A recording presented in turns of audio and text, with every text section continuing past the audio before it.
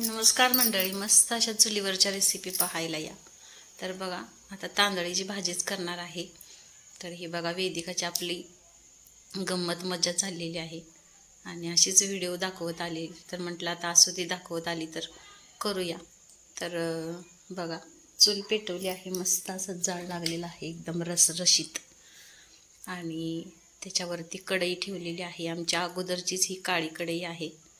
आणि तर आता चुलीवरची भांडी आता काळी अशी चालतात. तर बघा, मस्त अशी चूल घातलेली आहे सिमेंटची. आणि आमची इकडे एक रूम होती पाठीमागे, तर त्या रूममध्येच मी ही चूल घातलेली आहे. आणि वरती खिडकीही आहे त्याच्यावरती, म्हणून काय वाटलं नाही. आणि बघा, जळण ठेवण्यासाठी ही साईडला केलेलं आहे. तर छान अशी भाजी घातली. आणि आता बऱ्यापैकी सकाळ संध्याकाळ चुलीवर स्वयंपाक असतो माझा.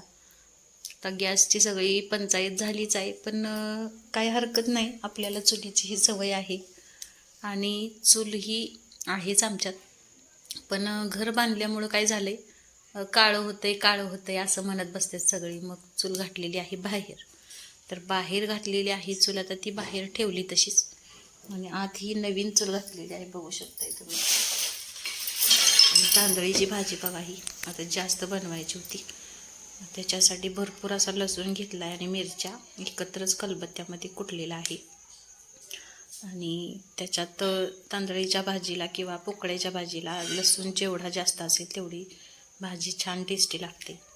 आणि मीठ घालून लगेचच मी तेल पण जास्त घातलेलं आहे, कारण भाजीला थोडंसं तेल. चुलीवरचा स्वयंपाक म्हटलं की मुलं तरी खूप खुश होतात आणि एकदम टेस्ट खूप छान चविष्ट असं जेवण होतं.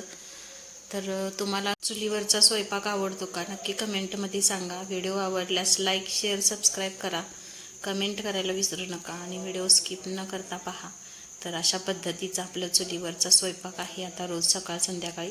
गॅस आहे तरीही थोडीशी गॅसची बचत चालू आहे आता, कारण मिळणार नाही म्हणून. तर व्हिडिओ आवडला का नक्की कमेंटमध्ये सांगा. धन्यवाद.